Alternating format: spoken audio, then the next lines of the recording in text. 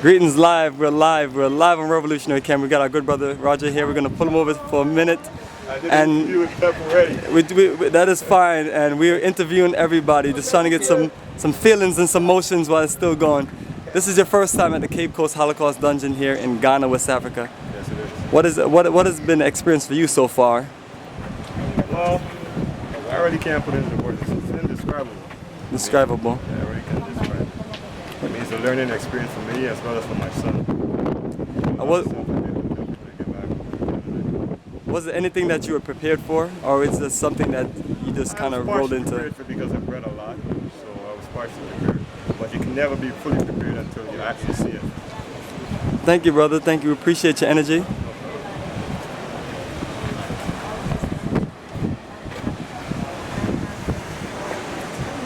And yes, and we have the son of Mr. Roger, Shaquille. How are you feeling today?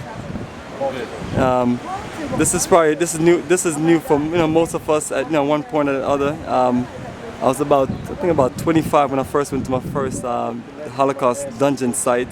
How are you feeling right now? Just being a young black man, learning about this horrible history that our people had to go through. It's really intense. Can't imagine taking this in person. Were you prepared for this kind of a traumatic experience as far as the history and the stories? I wasn't. Wasn't? And can you share something of a recommendation to our people in the diaspora that have no idea about this history? Yeah, we're real good right now. People before, they gave a lot just to get by. They gave a lot to help each other out. Well, appreciate your energy, brother, and thank you for coming and experience this experience of a lifetime. And family, as we move on the top level of this Holocaust dungeons, we see many cannons, and this is Europeans fighting over the slave trade, holding the value of this destruction on our people. But here we have one of our sisters here, looking to get some emotional reactions from you based on your experience.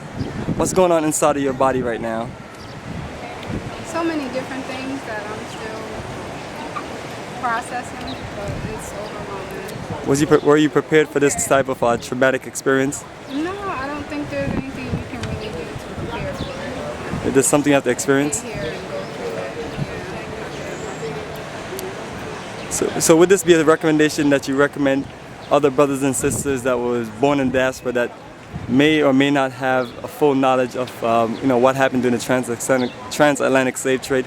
Would this be something you recommend for them to experience? Absolutely.